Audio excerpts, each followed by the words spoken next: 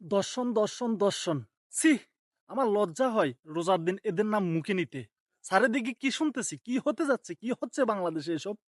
কি দেশে কি আইন কানুন বিচার বলতে কিছু নাই? বিচারের নামে দর্শকদেরকে শুধু জেলে ঢুকাই, কারাবন্দি করলে এটাই বিচার?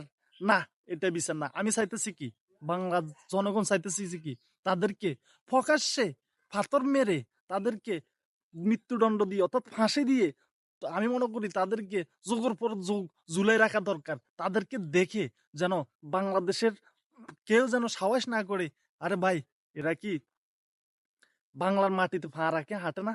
তারা কি অদৃশ্য কিছু নাকি? এরা দর্শক কয়জন, এগুন কি অদৃশ্য কিছু নাকি? এগুন কি দর্শন করে কি অদৃশ্য হয়ে যায়? এগুন তো বাংলার জমিতে পা রাখে হাঁটে। তাদেরকে আমি মনে করি যে ওই সেই শায়েস্তা না করে একেবারে মানে তাদেরকে দেখে যেন বাংলার বুকে যেন আর দর্শন করার কেউ সাহস না পায়, ওরকম কিছু করার দরকার। আমি চাই না এরকম যে আসিয়ার মতো হাজারো হাজারো শিশু দর্শন হইতেছে। কেন কি বাংলাদেশটা কি লুটরাজ্য? এটা কি দর্শনের কারা মানে কি কারখানা নাকি রে ভাই বাংলাদেশ?